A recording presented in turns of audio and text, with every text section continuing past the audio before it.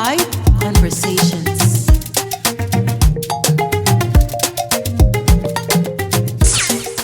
You are now listening to HighVibe Conversations.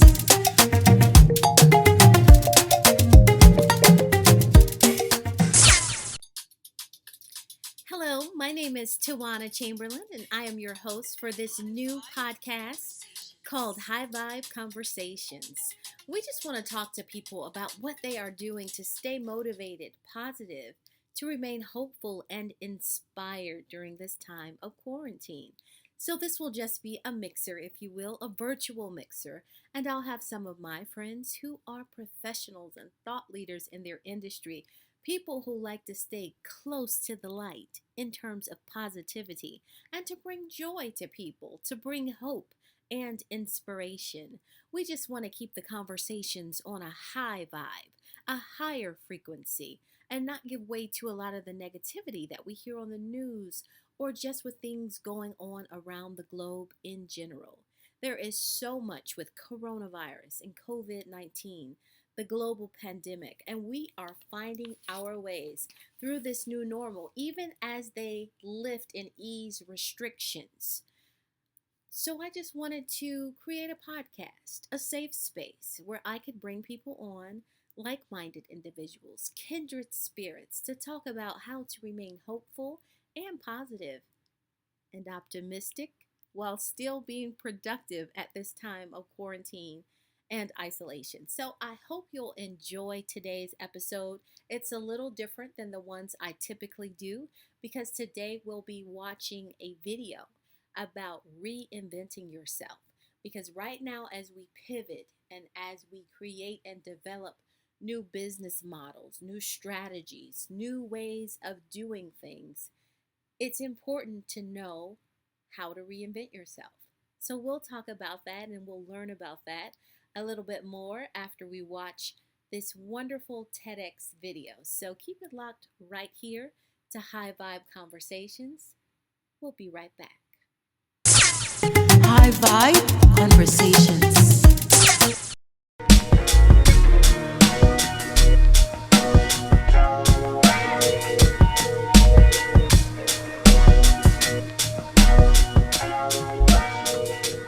My name is Darius Wallace, and I'm an actor, author, filmmaker, and crazier. Because anytime one man can choose multiple professions where you reject it 99.9% of the time, that man is butt naked out of his mind. A friend of mine is a sculptor, and he takes these stones and he turns them into beautiful works of art. I said, man, how do you do that? How do you take these stones and turn them into beautiful works of art? He said, well, Darius, what would you do if you could take any of my stones and turn them into art? I said, well, I'm an actor. I'd take the stone, dress it up in a costume, put it on the stage, and let it be what it is. I said, but what do you do to turn these stones into beautiful works of art? He said, Darius, it's my belief that the beautiful work of art is already within the stone. That all I have to do is chisel away at what's unnecessary, smooth out the rough edges, straighten out the crooked lines, and I cultivate the stone into the beautiful work of art it was always meant to be. Well, 20 years ago, I was the stone. 20 years ago, I was depressed. 20 years ago,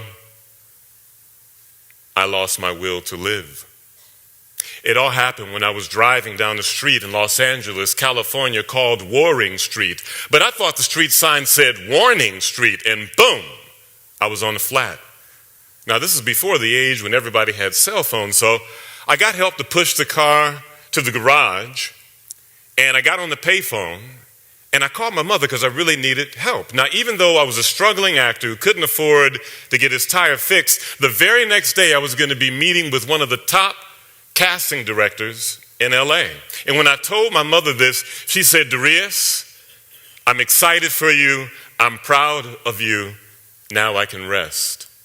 That night, I pre-celebrated with the Shapiro's beer, a joint, and a great time with my girl. The very next day was a quiet, calm, cloudy day. The phone rang. Intuitively, I knew it was from home. Hello? Darius? It was my father. Pat passed. My mother had been battling breast cancer, and that morning, she died. Clouds cried, causing confusion because she was gone. It was sunny LA, but that day it rained, and it rained, and it rained. Tears were streaming down the face of the skies because my mother was an angel. I went on to meet with this casting director. I mustered up enough courage to do a short performance for him. He was moved that I would come to meet with him even though my mother passed away that morning, and he said, "You're going to work in this town." He picked up the phone and called other casting directors and told them I would be meeting with them for some potential casting in television when I came back from my mother's funeral. He graciously gave his condolences and sent me off. I flew here to Memphis, and I was surrounded by friends, family who would all come to Memphis to celebrate my mother's life and to see her off to her home going.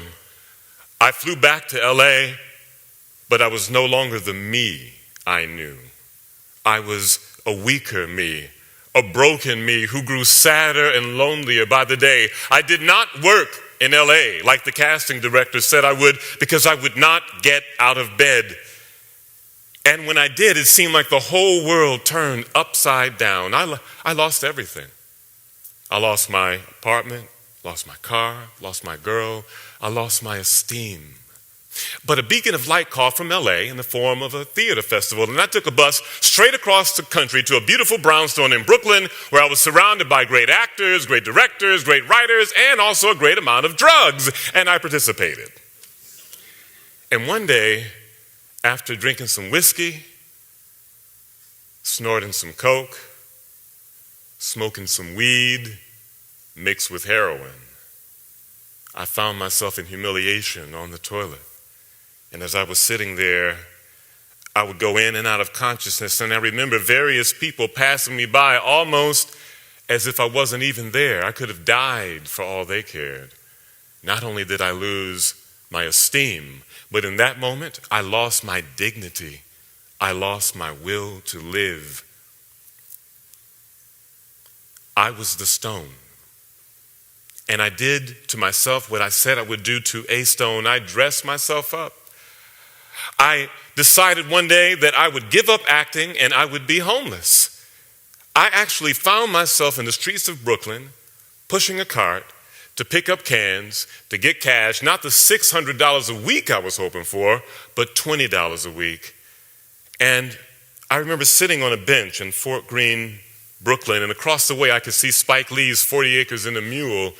And I remember thinking to myself, I never thought that I would end up homeless. I never thought that I would be pushing a cart down the streets of Brooklyn. I never thought that I would be battling addiction, but there I was. I always thought I would be in a Spike Lee movie by now. I always thought I would be on television or in theater around the country. But here I was, broke, broken, hungry, homeless, sad, stuck. But according to statistics, I'm not alone. As a matter of fact, they say America, 70% of America is more unhappy than she's ever been, in spite of comforts. And I believe it's because it's this overwhelming feeling of being stuck in your circumstances, stuck in situations where you may be saying to yourself, like I did, I never thought that I would end up in the career that I'm in right now. I never thought that I would end up dealing with all these different crazy circumstances. I always thought I would be living my dreams by now. Well, I want you to know that there's something phenomenal about how fire comes into the world. You strike a match and there's a spark. And you strike it again, and sometimes you have to strike it again and again and again until that spark becomes a flame. And that flame, when cultivated, becomes fire. And fire, when it's creatively controlled, becomes energy that lights up the whole world. When I was sitting on that bench, I remembered my father shared something with me. He planted a spark of inspiration in me that I now plant inside you, where he said, Darius, all things lost can be regained. And we, like the divine, can say, be, and it is. That word of inspiration gave me a little taste of joy, and I sought after more words of inspiration, and I learned that I was very inspired by words. I would even write words of inspiration like, these wings, my heart, these wings that soar across the sky, these wings, I am the breath beneath the butterfly, these wings, this grace that glides along the wind, these wings that make rejected stones ascend, these wings, fresh faith, I was the doubting door, I am no more, but am that stone, that with the Christ pristine angels adore, these wings you hear the sound that sings and rings the bells beneath bathing streams, baptized in crystal fire, never again to live beneath the higher life, letting loose like lightning, looking lethal, luring little leaves, lubricating love letters launched from the Lord. That inspiration led me to what I was inspired by most, which was to start acting again. And there were several things that happened to me that helped me cultivate that inspiration to recreate my life. And I'll share them with you. There was first finding that inspiration that gives you that little taste of joy. And then I found myself meditating on it. You know, I believe that thoughts are things and that we are what we think about all day long. And then I used visualization. I actually, on those park benches, began to visualize myself coming out of homelessness. I began to visualize myself acting on stages all across the country. I visualized myself in television and in film. And then I actually found myself doing what the sculptor did to the stone. I chiseled away at what was unnecessary, all the negative self-talk, the negative associations, the addictions. I straightened out the crooked lines by working on the thing that I loved, and most importantly, I smoothed off the rough edges by learning to love myself. And I went from homeless to sleeping in the backseat of a car. But then I went from sleeping in the backseat of a car to a couch, and you can rent couches in New York, by the way, and then from a couch to a room, and a room to an apartment to a house where I now live and support a family of 5 with what I'm inspired by. My question for you is what are you inspired by? What gives you that little taste of joy? Because when you find that, you'll realize you are not stuck. You are not stuck. Because you are amazing, you are miraculous, you are magnificently made, you are not stuck. You are not stuck because today is not the end of the story and tomorrow is a new chapter. You are not stuck. You are not stuck because if you can imagine it, you can be it. You are not stuck because you are the fire. You are the flame. You are the spark. You are that. You are. Thank you.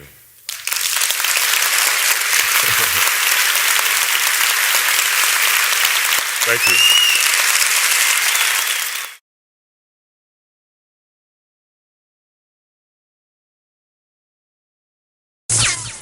Thank you so much, Darius, for those wonderful and uplifting words of encouragement as we all strive to reinvent ourselves in the midst of this pandemic. This is a wonderful opportunity to become a better version of ourselves. So, what does that really mean? We hear it a lot, it's almost cliche. What does it really mean to reinvent yourself? Well, glad you asked. To reinvent yourself means to change how you see the world, your inner programming and self-image. Now, this can take some time and effort because we become a certain way often because of who we think we are and how we see ourselves.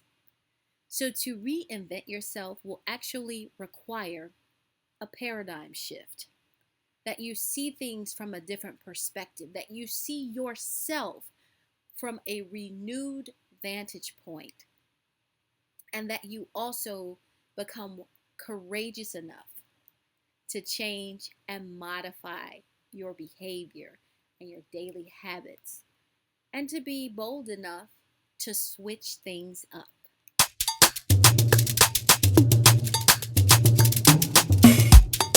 High Vibe Conversations.